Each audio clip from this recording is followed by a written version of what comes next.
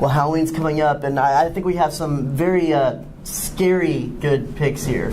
Is that a good thing? I'm Travis Brown. This is Eric Zarate, editor of DFWVarsity.com, and we have some more high school football to get to this week. First, the epic moment, and that has to be Arlington Lamar's 44-36 win over Arlington Martin. It was Coach Trent Fuller's first victory over Martin in his 4 years there. That's true. And a very good win behind a backup quarterback with Shane Buechele out. Yes, Andy Gwynn came in and did a fabulous job at quarterback and got Lamar their first win since 2007 when they beat Martin 20-17. So it snapped a long losing streak against the Warriors. Congratulations to Lamar. Very good job there.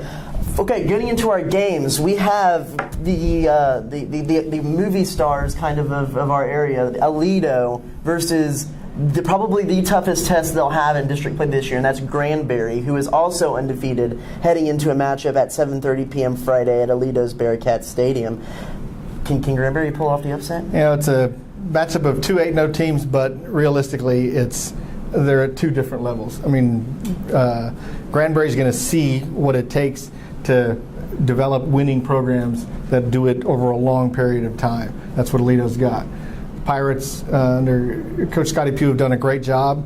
No Granbury team has done this good since 1965 when they went 10-0. From what I could find, I got to give credit to Lone Star Football Network. I found it on their website that Granbury went 10-0 in '65 and then lost the first playoff game. This team is bringing back memories, I'm sure, for the folks in Hood County of those teams from the '60s. But they're going to see what it takes to build a program in the 2000s and beyond with what Aledo's done. It's going to be, I think, a big wake up for Granbury, but certainly a big learning situation for them. Right. Granbury has a great team. They'll do great things. They'll make a little playoff run. They'll win out the rest of their games after this one, but they won't win this one. It'll be the best offense Aledo has seen, but Aledo is Aledo, and you got to go with Aledo this year. Yep. So that's what we have for that one. Moving on, we have probably the next best game of the weekend. Southlake Carroll versus Keller Fossil Ridge. It'll be a great atmosphere at 7 p.m. Thursday at Keller ISD Athletic Complex because from what I've heard, the entire Keller city, who won't be playing on Thursday, is probably going to be in those stands rooting against what they feel is the hated Dragons from Southlake. So should be a pretty good game. What do you see in that one? Yeah, the whole Keller community will be behind Fossil Ridge in this one. It's going to be a matchup of two great quarterbacks, Nachinsky from Fossil Ridge and Agnew from Carroll. The thing that Carroll's got is a really stout defense that can put pressure on the quarterback. I think that's what's going to make the difference. Is the Carroll defense is going to make it hard for Jacob Nachinsky to succeed against the Dragons. What I really see it coming down to is the offensive lines. They both are very similar style teams, and if you see the way that Agnew is able to scramble out of the pocket and get down the field, their offensive line not only blocks and creates a pocket, but is really great at getting out there when the scramble happens and getting on another man and getting Agnew some running room. I think that'll be a very interesting key to this game, is which offensive line gives their offense a better chance to move the ball. I think it's going to be Southlake. I have Southlake in this one. Yep, I got to agree. Moving on now, we have Mansfield, Timberview, and Midlothian at 7:30 p.m. Friday at Midlothian's multi-purpose stadium. With a win against Timberview this week, Midlothian could get themselves back into that playoff picture. Yep, Timberview's got the fourth place spot. Midlothian and Duncanville are right behind them. Midlothian would love to make things more complicated with a win. The question is, can the Timberview Wolves come back after losing to Cedar Hill last week big, and then the week before beating winning against South Grand Prairie, but not in very impressive fashion.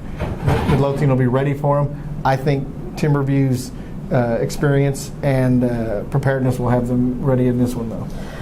My gut is to go with Timberview from what I've seen previously in the year, but from what I've read and heard, they're a little bit banged up, and I of course we're not going to know exactly how banged up, who's banged up heading into this game.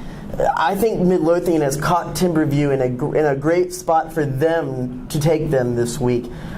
I still think I want to take Timberview in this game, but that's with the caveat of saying Midlothian definitely could step up and pull the upset with depending on the injury situation of Timberview. Good point. I'm going to go with Timberview. I wouldn't be surprised if Midlothian does take this one, though. And finally, we have Fort Worth Arlington Heights versus Fort Worth Southwest, 7:30 p.m. Friday at Farrington Field. This one could create an interesting playoff scenario heading into next week. Isn't that right? Yes, 7-4A could get very messy in Week 10, depending on the outcome of this one. Heights can nail down a playoff spot with a win, but Southwest, even if they do win, the Southwest Raiders won't necessarily lock up a playoff spot because they've got South Hills in the final week of the season, and South Hills plays winless Western Hills on Thursday. A Southwest win and a South Hills win would still have a bearing in Week 10 when those two teams play each other in Week 10. If Southwest were to win and Heights were to lose to Granbury in the final week of the season, it could get even messier with the three-way tie and the scenarios. Coach J.J. Resendez in South Hills said one of the scenarios after head-to-head, the next one is defensive point differentials. It's not even a coin flip yet. It's defensive point differentials before they get to a coin flip. So it could get really messy. That just sounds like a whole lot of fun for us over here. Yeah. For this game, it'll be interesting. I still think I have to go with Southwest in this one. I think Heights is just not the same caliber team as Southwest, so we might have a little interesting scenario there. Since you got Southwest, I'm gonna go with Heights to make it even more interesting come Week 10 between Southwest and South Hills. Heights will lock up a playoff spot, and then next week, Week 10 will be even more interesting for that final playoff spot. Gotcha. Let's go no huddle real quick. Mansfield Legacy versus Mansfield Summit. If you want a little more information on that game, be sure to check our text edition that comes out Thursday in the Star Telegram. Who do you have in that one? A rivalry game. Legacy, I think, though, is the stronger team this year. I'm going to give it to Legacy. I'm going Legacy, too. Arlington versus Arlington Bowie. Bowie. I got Bowie in that one as well. Cedar Hill versus Mansfield. I think everybody loves to root for the underdog, but Cedar Hill is just too strong. I'm going to give it to Cedar Hill. I have Cedar Hill too. I made a mistake going against them last week. And and we have Justin Northwest versus Richland. Richland could make this district a little interesting with a win. I agree. It could make it very interesting. Still, I'm going to go with Northwest. I'm going to go with Richland in this one for the upset. Houston St. John's versus Fort Worth All Saints in an SPC semifinal matchup. All Saints is loaded with talent. They're 9-0. I think they're going to go to 10-0. Give me All Saints against a lot of the public schools in this area, so definitely have All Saints in this game. That'll do it for us this week. Be sure to go out and check out your local high school games. Check dfwvarsity.com for all your best recaps and stats from those games, and we'll see you next week at the High School Huddle.